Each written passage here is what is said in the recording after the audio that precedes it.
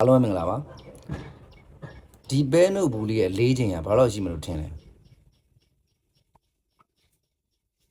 ဒီပဲနုတ်ဘူးလေးရဲ့၄ချိန်ကဘလောက်ရှိရဲဆိုတာအရေးမကြီးဘူးတကယ်တမ်းကျတော့ကျွန်တော်တို့ဘလောက်ကြာကင်ထားမလဲဆိုတာအရေးကြီးတယ်10မိနစ်လောက်ကင်ထားရင်ကင်ထားနိုင်တယ်တနာရီဆိုရင်တော်တော်နားလာပြီတနေ့ကုန်ကင်ထားမယ်ဆိုလက်ကိုလှုပ်လို့ရမှာမဟုတ်တော့အဲ့လိုပဲကျွန်တော်တို့ဘဝမှာရှိတဲ့စိတ်ပူစရာတွေဒေါသတွေကဒီပဲတို့ဘူးလေးလို့သဘောထားလိုက်ကျွန်တော်တို့ခဏတာကင်ထားရင်ဘာမှမသိတာပဲမဲ့အကြာကြီးကင်ထားရင်ပူပန်မှုတွေပဲနာကျင်မှုတွေပဲရရှိမှာပါမိတ်ဆွေတို့အနေနဲ့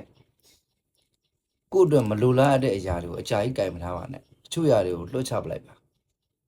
ထွက်သွားခြင်းတဲ့သူဆိုရင်လည်းထွက်သွားခွင့်ပြုလိုက်ပေါ့ဗျာ Stay focused, no mercy, no breaks. Built from